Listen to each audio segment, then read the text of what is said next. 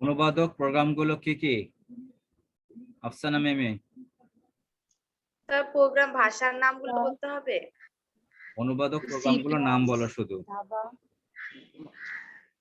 Translator programme বা translator software. Translator প্রোগ্রামগুলো কি কি?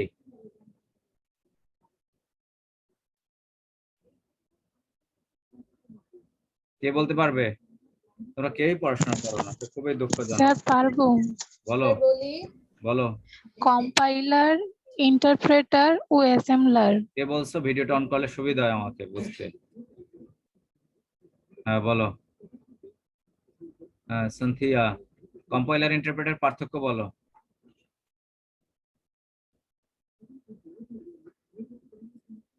পারবে? অ্যাটেন্ডেন্স দিয়ে দাও তোমাদের মেসেজ বক্সে। কম্পাইলার ইন্টারপ্রেটার পার্থক্য বলো। পারবে না? তাহলে আজকে আমরা পড়বো কি বলো? প্রোগ্রামের সংগঠন, অর্গানাইজেশন অফ এ প্রোগ্রাম, এটা পড়িয়েছি।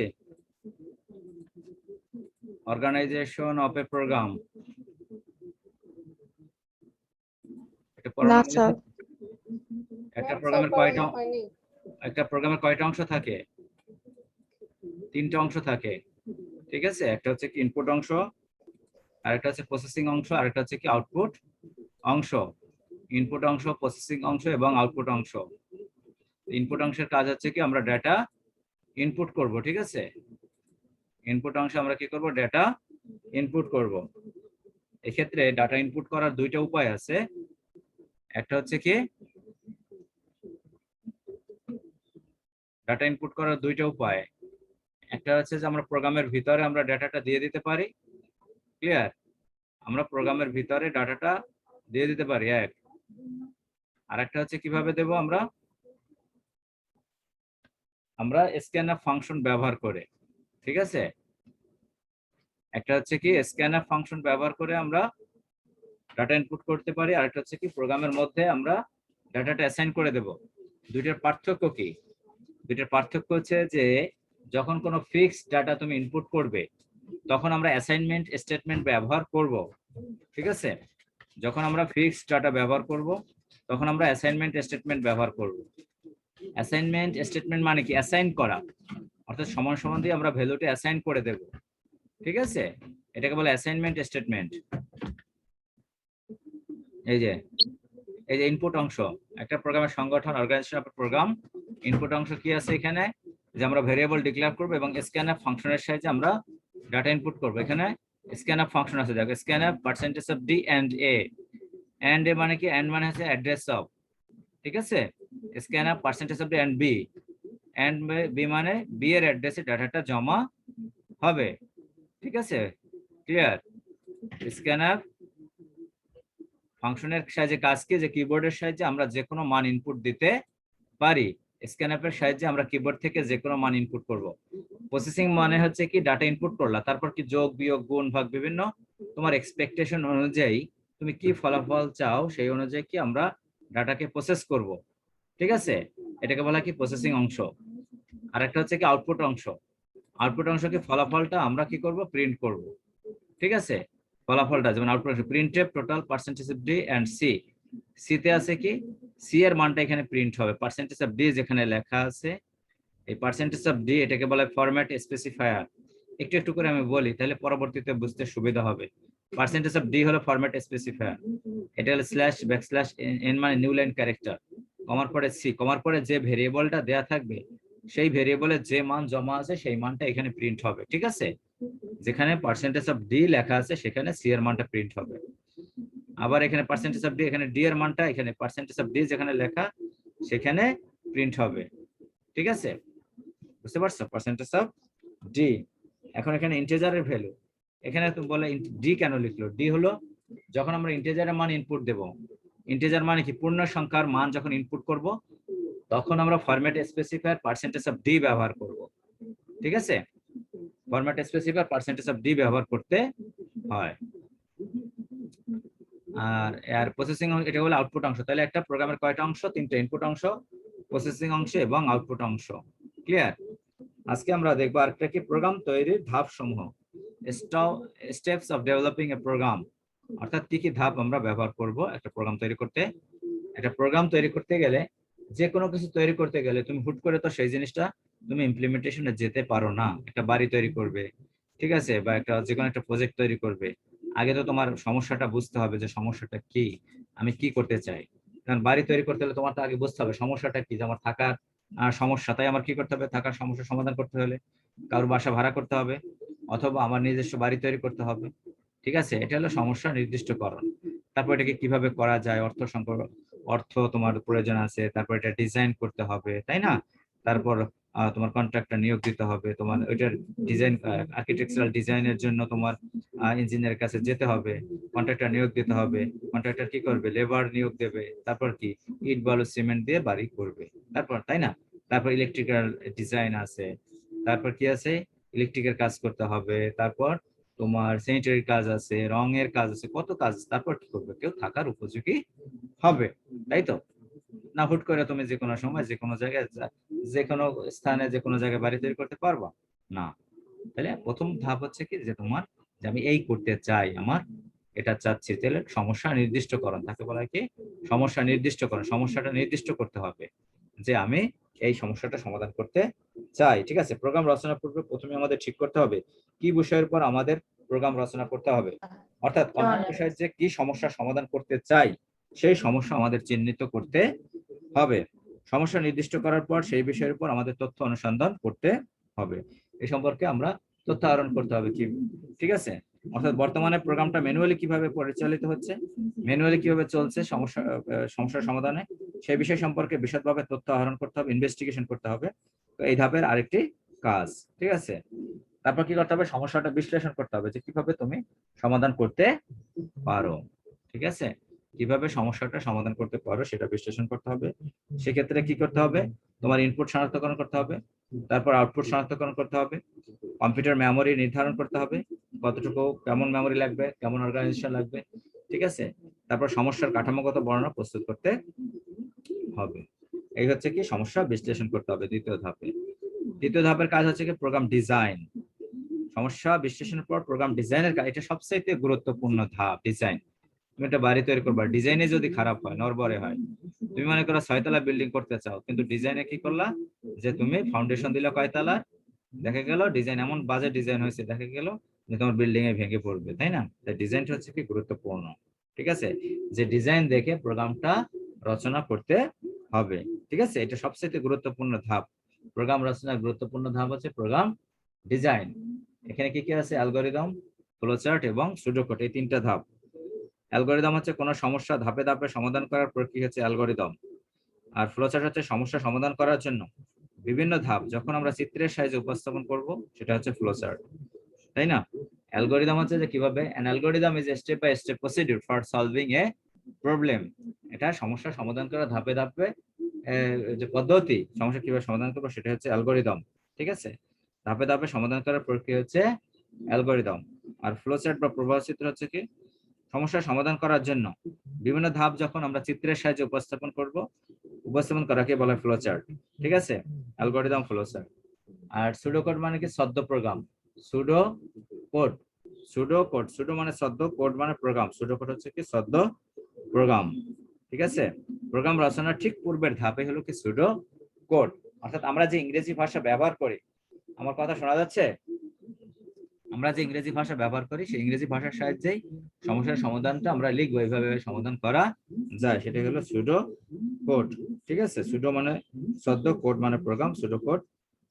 তাইলে এটা হচ্ছে কি আমাদের প্রোগ্রাম ডিজাইনের তিনটা ধাপ, অ্যালগরিদম, ফ্লোচার্ট এবং সুডো কোড। এগুলো আমরা বিস্তারিত আমরা পড়বো, নেক্সট ক্লাসে আমরা পড়বো অ্যালগরিদম, ফ্লোচার্ট, সুডো কোড সম্পর্কে আমরা পড়বো। ঠিক আছে, তাহলে এরপর হচ্ছে কি যে প্রোগ্রাম ডেভেলপমেন্ট, পরের ধাপ হচ্ছে প্রোগ্রাম তোমার ডেভেলপমেন্ট বা কোডিং, ডিজাইন করলা, ডিজাইন করার পর কি করতে হবে, ডিজাইনটা দেখে তোমার কি করতে হবে, কাজ শুরু করতে হবে। ডিজাইন দেখে তোমার কোথায় পিলার পড়বে বাড়ির সেটা করতে হবে, পিলার গুলো তৈরি করতে হবে, তাই না। তারপর ছাদ দিতে হবে, কত কাজ আছে না। এটা হচ্ছে কি প্রোগ্রাম ডেভেলপমেন্ট বা কোডিং। প্রোগ্রাম ডিজাইনের কাজ সুসম্পন্ন করার পর প্রোগ্রাম কোডিং এর কাজ, এটাকে প্রোগ্রাম কোডিং বলা হয়। অর্থাৎ প্রোগ্রামের প্রয়োজনীয় সফটওয়্যার প্রোগ্রামিং ভাষা ব্যবহার করে অ্যালগরিদম, ফ্লোচার্ট, সুডোকোড দেখে প্রকৃত প্রোগ্রাম রচনা করতে হয়। প্রোগ্রাম রচনা করা বা লেখাকে বলা প্রোগ্রাম কোডিং বলা হয়। ঠিক আছে, প্রোগ্রাম কোডিং বলে। এরপর হচ্ছে প্রোগ্রাম বাস্তবায়ন। প্রোগ্রাম কোডিং করা হলে প্রোগ্রামটি ব্যবহারের উপযোগী হয় না। প্রোগ্রামটি ব্যবহার উপযোগী করে তুলবার জন্য প্রোগ্রামে ভুলভ্রান্তি থাকতে পারে। ঠিক আছে, প্রোগ্রামে ভুলভ্রান্তি থাকতে পারে, এই ভুলভ্রান্তিগুলো আমাদের দূর করতে হবে। ক্লিয়ার? আমাদের ভুলভ্রান্তিগুলো দূর করতে হবে। সেই ভুলভ্রান্তিকে দূর করার জন্য এবং টেস্টিং করতে হবে, যে ডাটা দিয়ে চেক করবো আমি যে আউটপুট পেতে চেয়েছিলাম সেই আউটপুট চলছে কিনা। ঠিক আছে, তার জন্য আমাদের কয়টা ধাপ মেনটেন করতে হয়? আমাদের দুইটা, একটা হচ্ছে প্রোগ্রাম ডিবাগিং, একটা হচ্ছে প্রোগ্রাম টেস্টিং। ক্লিয়ার? একটা হচ্ছে প্রোগ্রাম ডিবাগিং, একটা টেস্টিং। তাহলে প্রোগ্রাম ডিবাগিং কি, যে এই সংজ্ঞাটা কিন্তু আমি আগে দিয়েছিলাম, কেউ বলতে পারবা প্রোগ্রাম ডিবাগিং কাকে বলে? এনিবডি?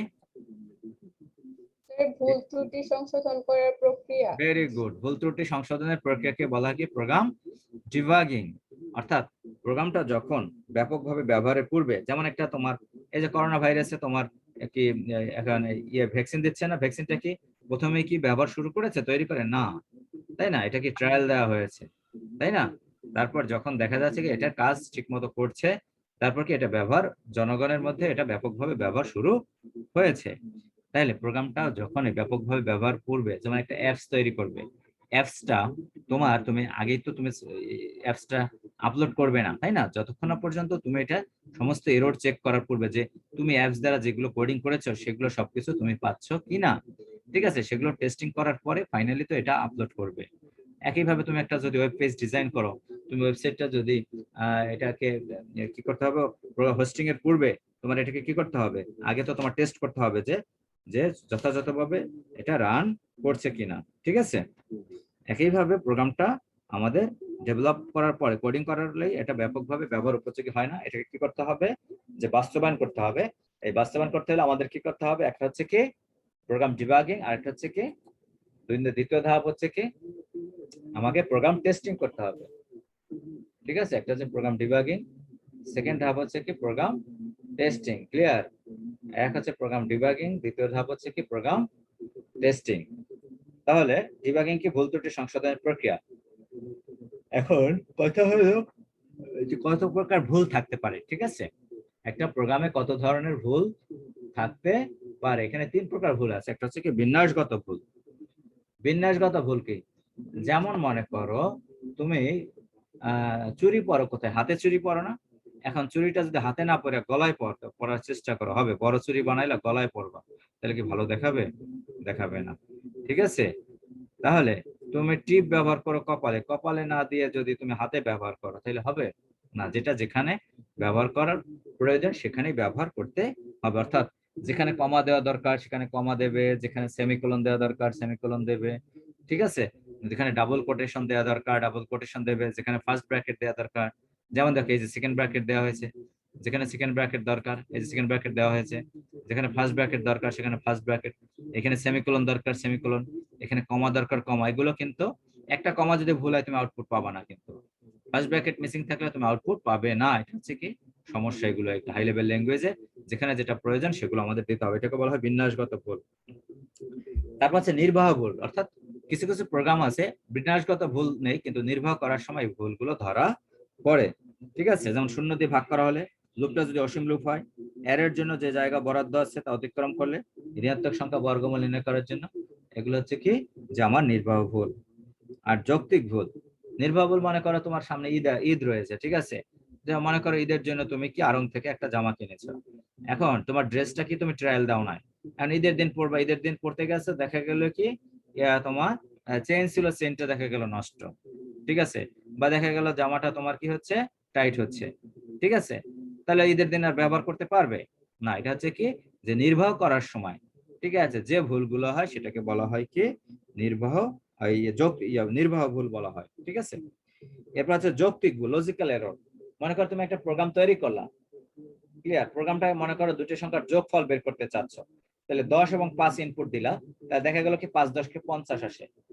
ঠিক আছে, ফলাফল ঠিকই পাচ্ছ কিন্তু কি পাচ্ছ, গুণ পাচ্ছ, কিন্তু তুমি তো গুণ করতে চাওনি, তুমি কি করতে চেয়েছো, যোগ করতে চেয়েছো। এটাকে বলা কি যৌক্তিক ভুল। যেখানে দরকার গ্রেটার দেন দেওয়া তুমি দিয়েছো লেস দেন, যেখানে দেওয়া সমান সমান সেখানে দিছো গুণ, যেখানে দেওয়া দরকার ভাগ সেখানে দিছো কি গুণ চিহ্ন। এগুলোকে বলা হয় কি যৌক্তিক ভুল, যুক্তিতে ভুল বলা হয়। ঠিক আছে, এই যৌক্তিক ভুলগুলো কখন তুমি ধরা পড়বে? যখন তুমি ডাটা দিয়ে চেক করবা, ঠিক আছে, তখন যৌক্তিক ভুলগুলো ধরা পড়বে, অন্যথায় যৌক্তিক ভুল ধরা পড়বে না। এটাকে বলা হয় কি, যে প্রোগ্রাম বাস্তবায়ন। তাহলে প্রোগ্রাম বাস্তবায়নের দুইটা ধাপ, একটা হচ্ছে কি প্রোগ্রাম ডিবাগিং, একটা হচ্ছে কি প্রোগ্রাম টেস্টিং। ঠিক আছে, program debugging, another one is program testing. Clear? তাহলে টেস্টিং কাজ কি? এখন প্রোগ্রাম ডিবাগিং দূর হয়ে গেল, এখন টেস্ট করে দেখব যে তোমার যখন প্রোগ্রামটা অ্যানালাইসিস করছে, বিশ্লেষণ, যে আমার এই ইনপুট দেবো, এই আউটপুট পেতে চাই, তখন দেখলা কি যে তোমার সেই আউটপুট পাচ্ছ না। ঠিক আছে, সবগুলো মডিউল ঠিক মতো কাজ করছে না, যতগুলো মডিউল তৈরি করলা, যতগুলো সাব প্রোগ্রাম তৈরি করছো, দেখা গেছে কোনটা ঠিক মতো কাজ করছে না। ঠিক আছে, তখন কি করতে হবে? এটাকে বলে টেস্টিং। আবার ওগুলো ঠিক করতে হবে, কোডিং এ গিয়ে ঠিক করতে হবে। ক্লিয়ার? এরপর কি করতে হবে? প্রোগ্রাম শেষ। এখন এখন প্রোগ্রামটা তুমি যে কেউ ব্যবহার করতে পারবে, ইউজাররা ব্যবহার করতে পারবে। ঠিক আছে, এখন হচ্ছে নেক্সট কাজ হচ্ছে কি,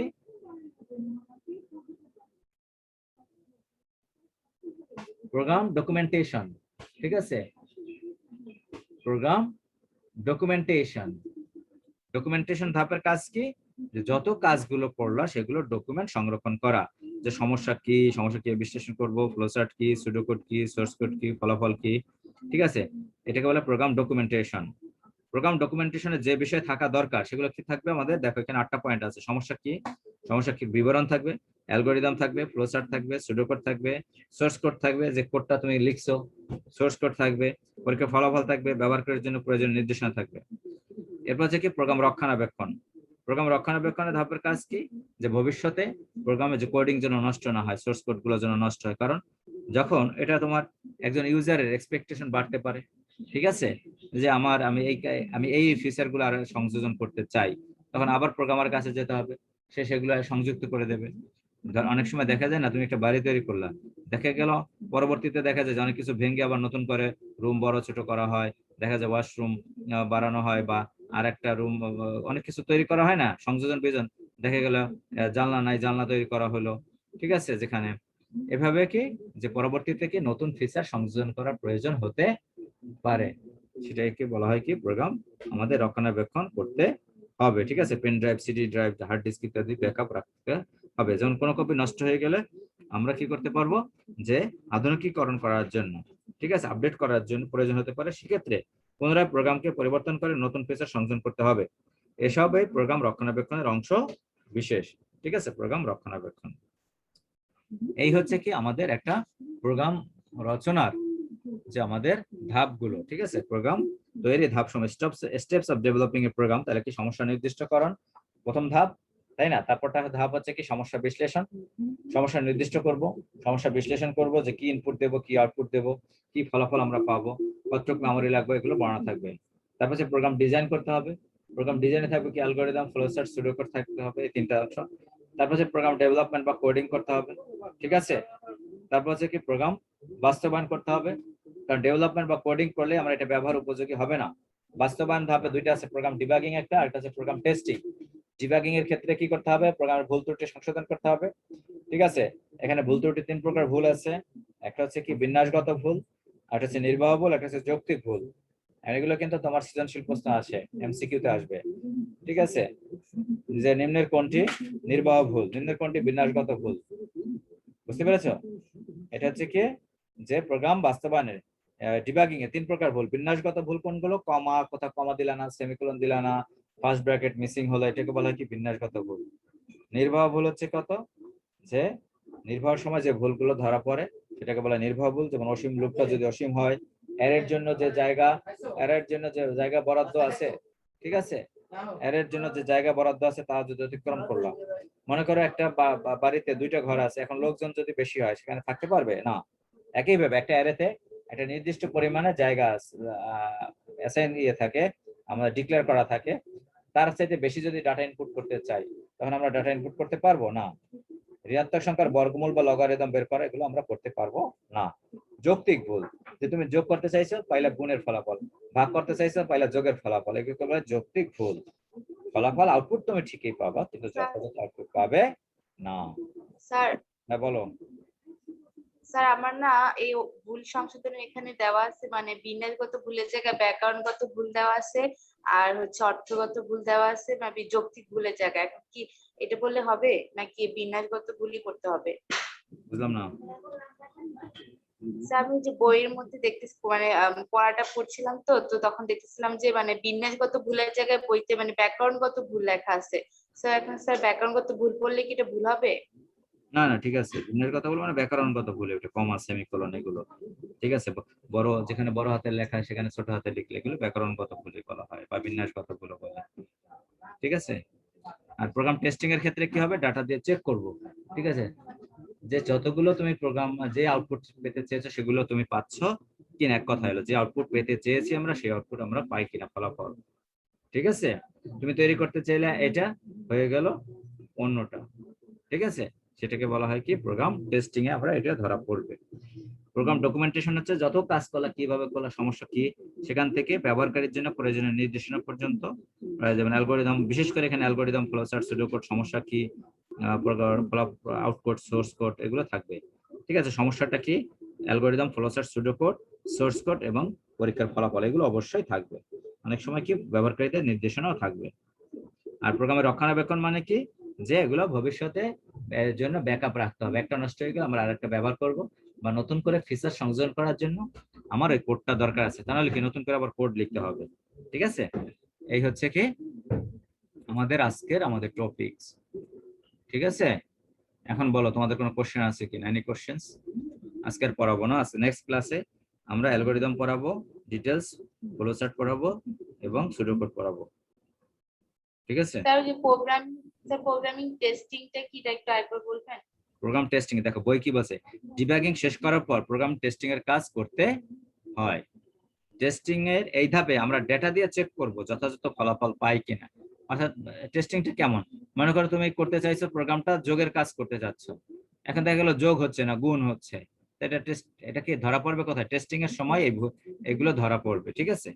অর্থাৎ তুমি যে আউটপুট পেতে চেয়েছো সেই আউটপুট পাও কিনা, সেই আউটপুট যদি না পাও সেটা হচ্ছে কি যে প্রোগ্রামটা ঠিক হয়নি, আউটপুট যদি না পাই ঠিক মতো, এটা হচ্ছে টেস্টিং, ঠিক আছে।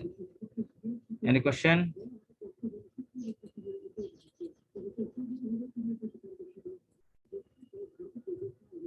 বলো আর কোনো কোশ্চেন আছে কাউর? তাহলে আজকে আমরা কি পড়লাম, একটা প্রোগ্রামের ডিজাইন, ঠিক আছে। তাহলে ইনপুট অংশ, প্রসেসিং অংশ, আউটপুট অংশ। হ্যাঁ, পেজ নাম্বারটা একটু বলে দিবেন? 393 পৃষ্ঠায় আছে হলো প্রোগ্রামের সংগঠন, আর প্রোগ্রাম তৈরির ধাপ হচ্ছে 394 পৃষ্ঠা থেকে। তাহলে আমরা কি পড়লাম এতদিন, যে আমরা কি পড়ছি, প্রোগ্রামের ধারণা, আদর্শ প্রোগ্রামের বৈশিষ্ট্য, প্রোগ্রামিং ভাষাগুলোর বর্ণনা, ঠিক আছে। বিভিন্ন প্রকার ভাষা, 4 প্রকার ভাষা আছে, এক নিম্ন স্তরের ভাষা, মধ্যম স্তর, উচ্চ স্তর এবং চতুর্থ প্রজন্মের ভাষা।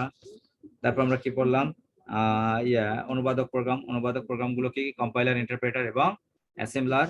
এরপর আমরা কি পড়লাম, প্রোগ্রামের সংগঠনের কয়টা অংশ, ইনপুট অংশ, প্রসেসিং অংশ, আউটপুট অংশ।